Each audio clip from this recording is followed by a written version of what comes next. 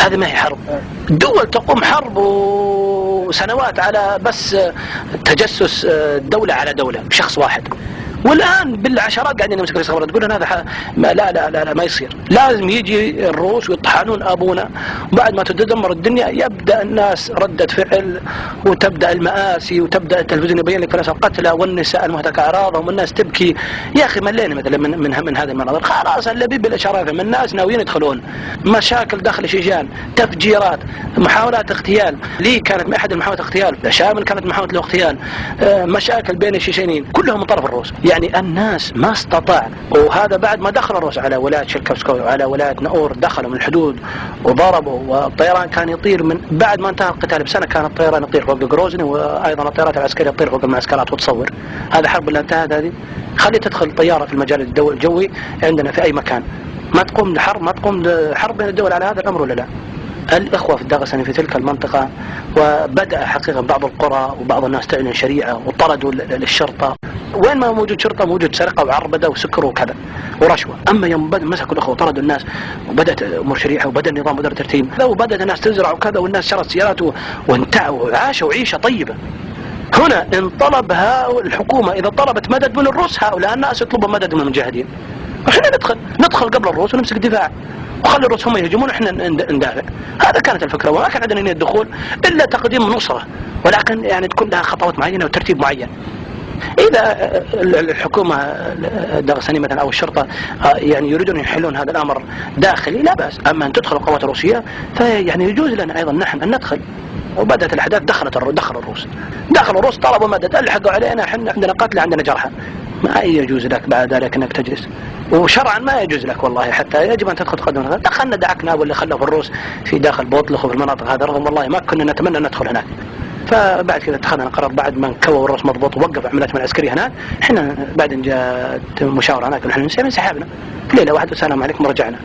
بعدها ب3 أيام حاصر الروس مباشرة قرية كرماخي وجبل ماخي، 3 قرى فيها 1000 طفل، فيها أكثر من 500 امرأة. ناس ما تدخلوا والله، ما تدخلوا في أي عمل، وما لهم أي شيء، وما تدخلوا في سياسة، وما تدخلوا في حكومة، ولا لهم شيء. مباشرة حاصروهم من 3 جهات. بدأت العمليات دعك عليهم مدفعية وطيران. انظروا هذا الروس اللي سووه. الناس قال واحد يقول لي ليش، يعني قاعدة ما حد يقول ليش الروس يدخلون، ما حد يقول ليش الروس يسوون. لا، إذا سووا شيء المسلمين ليش يسوون شيء المسلمين هذول؟ هم مخطئين. عجب. حين يوم شفنا الناس بدأت الحقوا علينا، قالوا ما نستطيع نتأخر عنهم. سلكنا كل الطرق السلمية، ما في حل. في مجلس شورى بين الشعب الداغستاني والشعب الشيشاني. الروس يقولون ديمقراطية، هذا في مجلس شكل بإرادة الناس وبرأي الناس، الناس اختارت مجلس بيشكل بين الشعبين، وفي هناك في أعضاء وفي ناس وكذا. احنا كنا بس ماسكين في الجانب الداعك، يعني الجانب العسكري بس، ننظم الجانب العسكري. والناس كانت تجتمع وتناقش كثير من الأمور، وتخاطب الحكومة وتخاطب الروس، ويعني خاطبوهم وأرسلهم مراسلات رسمية بأن يجب أن يتوقف هذا الأمر.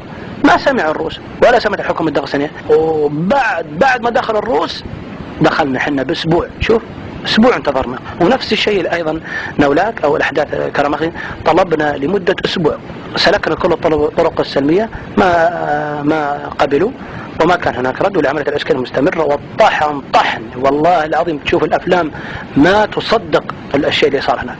قرية مسالمة، ناس مساكين، اللهم بس أعلنت الشريعة. الحمد لله من الله علينا كثير في هذه أيضا، بحصار قوافلهم وضربها، والله مات الروس فيها. بعد ما تقريبا واشكت العملية تنتهي في كرماخي خرجنا أيضا. هذه الأحداث بدأت تحت مشورة العلماء، أكثر من 17 عالم في داخل داغستان، وتحت مشورة مجلس الشورى الكونغرس، وتحت مشورة أعداد من القادة المدنيين سواء في داغستان أو في شيشان، على أن تدخل مجموعات من المجاهدين وحدات من المجاهدين من الشيشان، من أرض الشيشان مباشرة إلى المناطق التي دخلت القوات الروسية.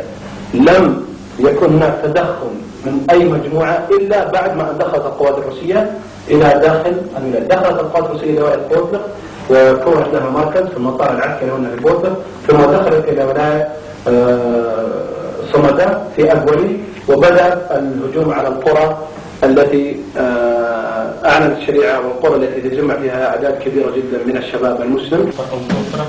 تقسم الناس الموجودة، ناس تتابع جبهة الأسدين، ناس أنبوش هكذا، وكل الناس تتوش لابد تتزخوت تونس كذا نيبلوخة دول مش خصوص بروستا من توج السجن طبعا للأخوة اللي طبعا اللي جاهزين حقيقة امتحانات طبعا إلى التسليم. التاريخ الإسلامي ولم يصدر في كتبه إلا أعمالا.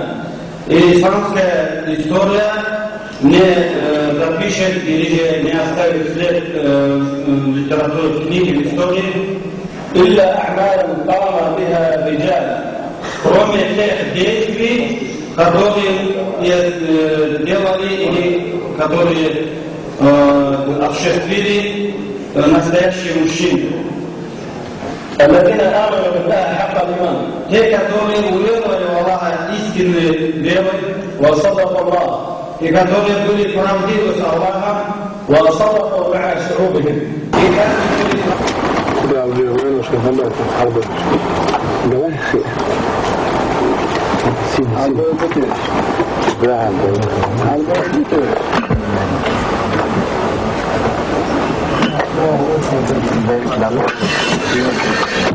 الله أكبر.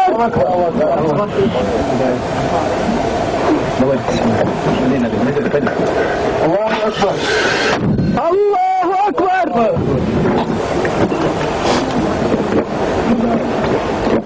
مالك شوف لنا هذا في أي وادي في أي مكان. بسم الله الله أكبر. بسم الله الله أكبر. الله أكبر.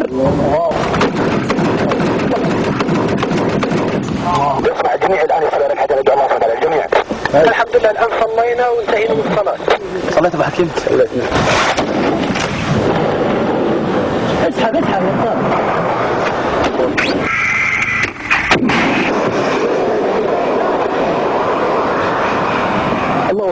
الله أكبر الله أكبر الله أكبر الله أكبر الله أكبر الله أكبر الله أكبر الله أكبر الله أكبر الله أكبر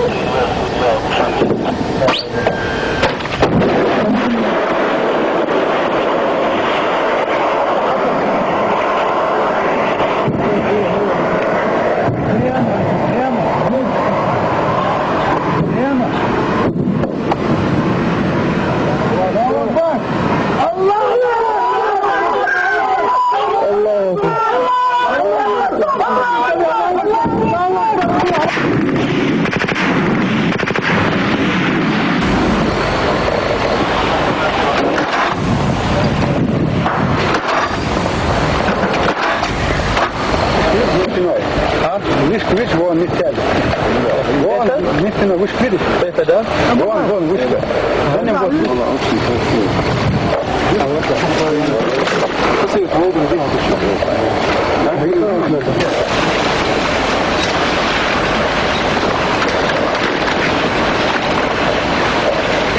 Видишь, как потянул? Лучше. علم المال